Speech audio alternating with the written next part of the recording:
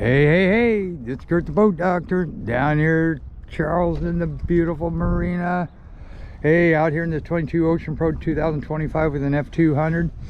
Anyway, I have to unload, from 13 foot to 40 foot by myself, so you got to learn some tricks. But this rope here, I just threw in here. It's always nice to have an extra rope just in case you need to be towed back for some reason.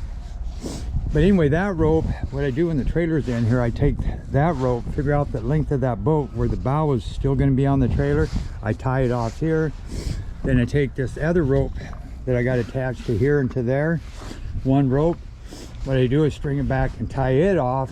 So I figure the way it's going to just go off and it will stop it. So it can't get away from you. And if you have a rope there and a rope there, you got to hang on to them. You could drop one. Then there goes the front end of the boat. Now, what's nice on the single rope, now I took that rope, threw it up there. Now I got the rope there and tied off to there. Then I put my bumpers on top and I tie them down so that rope can't come off. But then what I do is I come up here or wrap it around to this cleat, to this cleats. So then when I'm ready to untie, I can be right back here. I can just untie it and I'm right there. But if that wind was coming out of the north and I had to get out, untie, then I have to jump in the boat, get up there. By that time I could already be over there. Now the rear entry door is nice. You just step right here, come on in, and what we'll do is we'll go ahead, turn on the, now normally I don't do this, I check it out prior.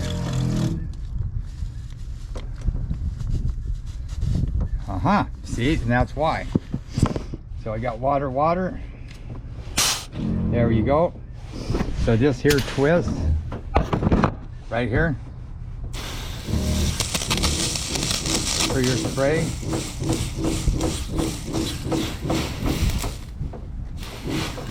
Now I'm going to get my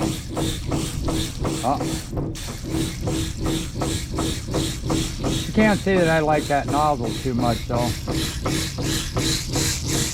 To be honest with you, that kind of sucks. Yeah, don't say that I like that one. That doesn't put out a good spray. But, hello there. Let me try something else.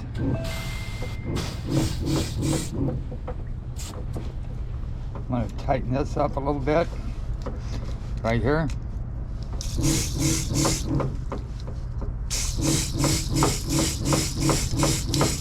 Yeah, that kind of sucks, right? So there's always something when you're doing this.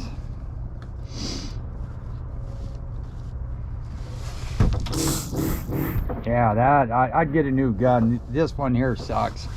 So I'm going to shut that off, get all the grime off the camera lens. Then what I do is normally pop this open, see if there's any water to make sure that I put the drain plug in. I don't have no water leaks coming from the washdown or the drain plug.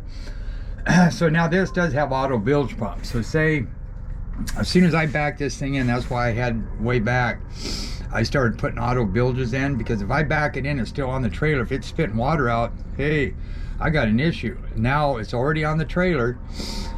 So I can just sit there and pull it right back out and put the drain plug in. But say I did forget it. Now I already went up and I didn't see the water spitting out. I could take one of these inspection caps off. Always carry a spare plug in the boat. I could pop that out and put it from the inside. So before I take off, typically I'll trim the kicker motor down. Then I got to see where they put the primer bulb on that.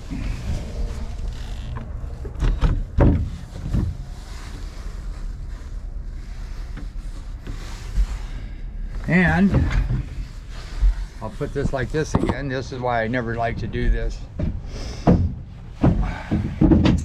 Prior, let's see here. That's the main.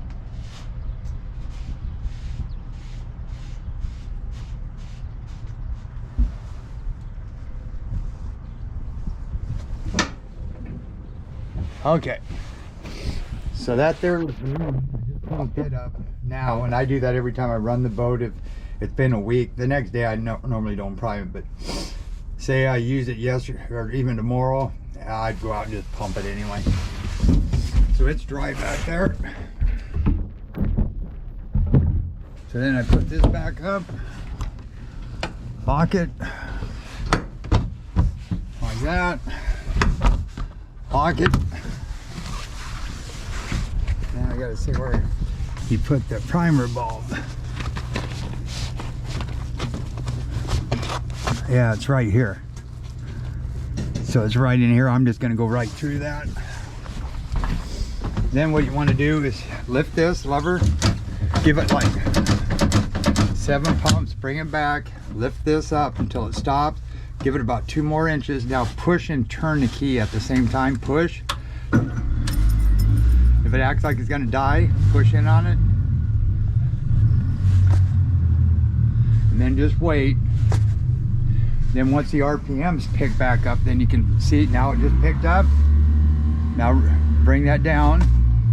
Wait for it to pick up RPMs again. Bring it down. And it only takes about a minute, even if it's full of warm summer, it's gonna not take as long. Hey, how you doing, Monty? How you doing? Oh, just doing the video. So there it picked up, so now I can bring that lever back. Check for water flow. That's good. Now what I do is normally check to make sure they got me up. Yep, that works. Then I shut it off. I turn it on again. You don't have to push in on the key. That way I know that motor's ready to go in case this one runs and it quits as soon as I make that turn. Then I need an escape plan in a hurry. So that's why I do that. So then I get up here. I trim this down, which is your main. And there again, you'll hear that. If that drops a decibel before you get to this point, there, where you hear that, I would start the motor up. Because if it drops right there and it goes, that means your battery's getting low. So if you keep trimming, you say, yeah, I'm good. But then I heard that clunk, then I'd start it. And then I'd trim it the rest of the way down. Reason being is if you had a low battery and you trimmed it all the way down like I'm doing now, you could have took every bit of juice out of that battery to start it. So the same thing when they're brand new, used, when I check them, I make sure they go into gear. Then I push in on this button, bring it up to make sure I got throttle in case it didn't hook up the cables. And we're at 8 right now. So I always cock the steering, and this isn't electric steer. I think I said it was electric. It's hydraulic, integrated. So it is not electric.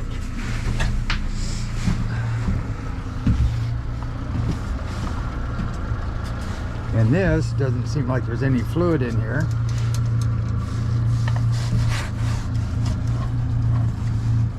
Which there's not. So there's air in the line.